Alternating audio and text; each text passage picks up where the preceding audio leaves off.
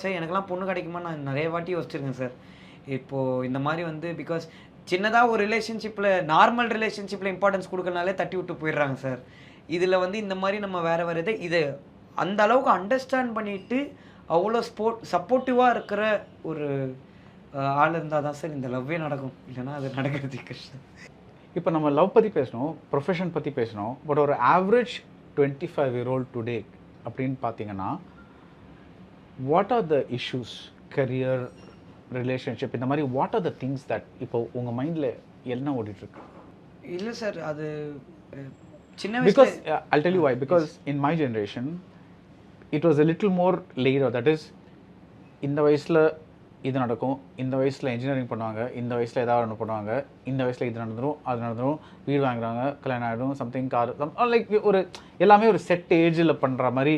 And everybody is following that template. நம்ம இப்போ template பற்றி பேசுவோம், இது ஒரு லைஃப் டெம்ப்ளேட் மாதிரி ஆயிடுச்சு. பட் இப்போ people are doing their own things. Like lots of people are doing different jobs.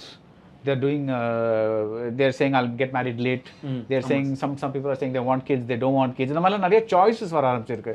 So what are the thoughts that are in a 25-year-old's mind, 24-year-old's mind? இல்லை sir, எனக்கு இது sorry, நீங்கள் you've completed 20, so you're running 25ல. இல்லை sir, அது அதுவும் எனக்கு confuse. நான் 2001 sir. Okay, so ஆமாம், இந்த வருஷம் 25. ஓகே. ஸோ இப்போ எனக்கு பர்சனலாக என்னென்னா சார், நான் லைஃப்பை சீரியஸாக பார்த்ததே இல்லை சார். எனக்கு என் லைஃப்பில் இருந்தது ஃபுல்லாக நான் வந்து பயங்கரமாக கல்ச்சுரல்ஸில் என்ஜாய் பண்ணுறது, என் ஸ்கூல் லைஃப் என்ஜாய் பண்ணுறது, இப்படியே மட்டும்தான் இருந்துச்சு. You very confident person. Yes sir, மேடையில் ஏறி இது பண்ணுறதுனா வெரி கான்ஃபிடென்ட். இல்லை sir, I was not confident. But ஒரு பர்டிகுலர் ஸ்டேஜ் மேலே, டு பி வெரி ஆனஸ்ட், என் ஸ்கூல் டீச்சர்ஸ் தான் என்னை ஆக்சுவலாக கான்ஃபிடென்ட் ஆக்கினாங்க sir. They found that I can sing, I can dance அப்படின்ற மாதிரி என் டேலண்ட்டை எனக்கு கண்டுபிடிச்சி சொன்னதே என் டீச்சர்ஸ் தான் சார். ஸோ அப்படி சொல்லும் போது I was interrupt one thing. எனக்கு இந்த படத்தில் ரொம்ப பிடிச்ச ஒரு லைன் வந்து கடைசியில் நளினி வந்து சொல்லுவாங்கல்ல, தட் அவங்க ஒரு ஒரு ஒரு கான்டெக்ஸ்டில் எனக்கு அந்த பாயிண்ட் ஆஃப் வியூவில் தோணவே இல்லை. அந்த I really like that line. Thank you sorry. Anyway, so yes sir, நான் அதை ஏன் மெயினாக அந்த டைலாக் வச்சுருந்தேன்னா sir, one of my teacher I met her in a mall. நான் மீட் பண்ணும்போது ஸ்கூலில் வந்து நீ வேணா பாரு, நீ ரோட்டில் நிற்கலைன்னா நான் இந்த வேலையை விட்டுறேன் அப்படின்னு சொன்னாங்க சார். இது எப்படியே சொன்னாங்க, நீ என்னை படுத்துகிற பாடுக்கு நீ இந்த சாபத்தை இப்படி வாங்கிக்கிறல, நீ ரோட்டில் நிற்கிறியா இல்லையான்னு பாரு அப்படின்னாங்க. அப்போல்லாம் எனக்கு எப்படி இருந்துச்சுன்னா, டீச்சராக அவங்க என்னத்தா பேசின்னு நல்லா இப்படி இருந்துச்சு.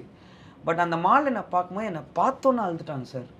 நான் வந்து மேம் என்ன மேம் நான் வேறு ரெஸ்பான்ஸாக இருக்கும்னு நினச்சேன் அப்படின்னா, the first word that she told was, நீ இப்படி இருக்கிறத பார்க்கும்போது, நீ என்னென்ன லைஃப்பில் பண்ணுறேன்னு பார்க்கும்போது ஒரு டீச்சராக எனக்கு எப்படி இருக்குது தெரியுமா அப்படின்னாங்க சார்.